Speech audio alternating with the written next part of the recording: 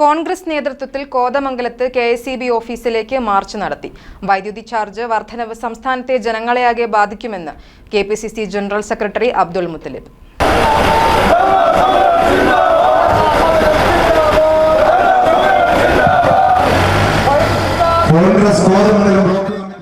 വൈദ്യുതി charge വർധനയ്ക്കെതിരെ Congress Kothamangalam block കമ്മിറ്റിയുടെ നേതൃത്വത്തിൽ കെഎസ്ഇബി ഓഫീസിലേക്ക് നടത്തിയ മാർച്ചും ധർണയും ഉദ്ഘാടനം ചെയ്യുകയായിരുന്നു KPCC general secretary Abdul Muthalib. ഈ കഴിഞ്ഞ ഡിസംബർ 5-ാം തീയതി പ്രഖ്യാപിച്ച നിരക്ക് വർധനവിൽ യൂണിറ്റ് ഒന്നിന് 16 പൈസയാണ് കൂട്ടിയിട്ടുള്ളത്. കേരളത്തിൽ 10 പൈസ യൂണിറ്റ് കുറച്ചു കൊടുത്തുകൊണ്ട് സാധാരണ ജനങ്ങൾക്ക് ആശ്വാസം നൽകിയ ഒരു ഗവൺമെന്റ് ഉണ്ടായിരുന്നു, ഒരു മുഖ്യമന്ത്രി ഉണ്ടായിരുന്നു.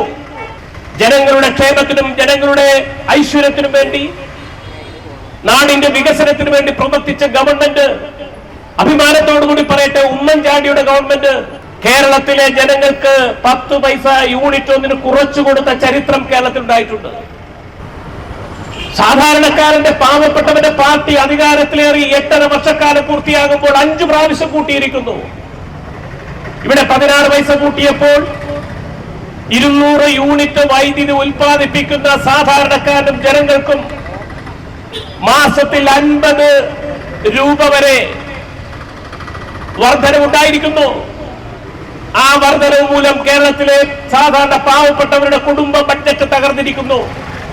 ചാർജ് വർധനവ് പിൻവലിച്ചില്ലെങ്കിൽ ശക്തമായ തുടർ സമരത്തിന് കെപിസിസിയും UDFും നേതൃത്വം നൽകുമെന്നും അദ്ദേഹം പറഞ്ഞു.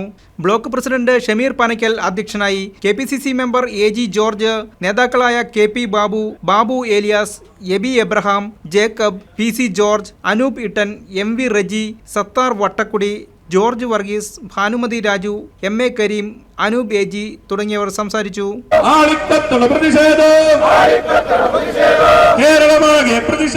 News desk KCV news.